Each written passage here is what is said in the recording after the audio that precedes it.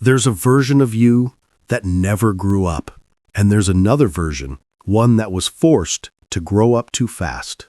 The strange thing is, both of them are still living inside you right now. Your birth certificate says one thing, but your mind tells a completely different story. We call it mental age, the emotional, psychological age at which your inner world actually operates, and it rarely matches the number on your ID. Some people are 25, but carry the weight of someone who's lived through decades. Others are 40, but still feel like the scared child they were at 7, waiting for permission, seeking approval, unsure if they're doing life right. This isn't about maturity. It's not about intelligence. It's about which version of yourself got frozen in time and which one had to run ahead without you. Psychologists have long understood that emotional development doesn't follow a straight line. Trauma, neglect, loss, they can pause parts of us while the rest keeps moving. It's called developmental arrest, and it explains why someone can be brilliant at work but feel completely lost when it comes to love, or why someone seems so wise in relationships but crumbles under pressure, like a child who never learned they were safe. Research on childhood adversity shows that the brain doesn't just remember pain, it adapts around it. It builds survival strategies, and sometimes those strategies keep us locked at the age when we needed the most. Think about the moments you feel youngest, not in a playful way, but in a raw, vulnerable way. When someone raises their voice, when you feel rejected, when you sense you've disappointed someone that matters.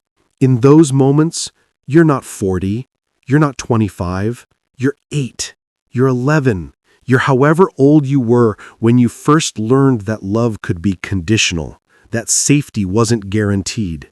And here's the part most people don't talk about. Feeling older than your age isn't always wisdom. Sometimes it's exhaustion. Sometimes it's the weight of being the responsible one too early, the one who had to hold things together when no one else could. You didn't just grow up. You skipped chapters. And now you're trying to read a story that doesn't quite make sense because pages are missing. The Stoics believed that age had little to do with years. Seneca wrote that some people have lived a full life by 30, while others merely exist for 80 years without ever truly being present. But there's something even deeper here. Mental age isn't fixed. It shifts. On good days, you're grounded, clear, anchored in the now. On harder days, you're pulled back into an earlier version of yourself, a version that still needs something it never received. And maybe that's not a flaw. Maybe that's the psyche's quiet way of asking you to go back, not to stay there, but to finally give that part of you what it always needed. You don't have to figure out your mental age like it's a diagnosis. It's not a fixed destination. It's more like a conversation, an ongoing one between who you were, who you are, and who you're still becoming. Some parts of you are ancient. Some parts are still waiting to be held. And that's not a problem to solve. It's a self to meet, gently, without judgment. So here's a question, not for the comments, but for you. Which version of yourself have you been neglecting? The one that needs to finally grow?